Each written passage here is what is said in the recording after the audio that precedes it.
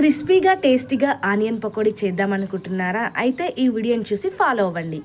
Welcome back to my YouTube channel Vihas world. చాలా తక్కువ టైంలో టేస్టీగా సింపుల్గా రెడీ చేసుకోవచ్చు. ఇప్పుడు ఎలా చేయాలో చూద్దాం రండి. ఫస్ట్ మనం ఆనియన్స్ని సన్నగా కట్ చేసి పెట్టుకోవాలి. అందులో 1 కప్ శనగపిండిని వేసుకొని టేస్ట్కి సరిపడా సాల్ట్ని కూడా వేసుకోవాలి. సోడా వేసుకున్న తర్వాత ఒకసారి బాగా మిక్స్ చేసుకోవాలి. కొద్దిగా వాటర్ని వేసుకుంటూ పిండినంతా మెత్తగా మిక్స్ చేసుకోవాలి. పిండినంతా బాగా మిక్స్ చేసుకున్న తర్వాత ఒక 10 మినిట్స్ పక్కన పెట్టుకోవాలి. ఈలోగా ఆయిల్ని హీట్ చేసి పెట్టుకోవాలి. ఆయిల్ హీట్ అయినాకనే మనం పకోడీలను వేసుకోవాలి. అప్పుడే మనకు బాగా ఫ్రై అవుతాయి. అట్లనే మనం 5 మినిట్స్ వరకు ఫ్రై అవ్వనివ్వాలి. లో ఫ్లేమ్లోనే పకోడీని ఫ్రై చేసుకోవాలి. గోల్డెన్ బ్రౌన్ కలర్ వచ్చేంత వరకు ఫ్రై చేసుకుంటే సరిపోతుంది. చూసారు కదండి, ఎంతో సింపుల్గా క్రిస్పీ ఆనియన్ పకోడీని ఎలా చేసామో మీరు కూడా ఒకసారి ట్రై చేయండి.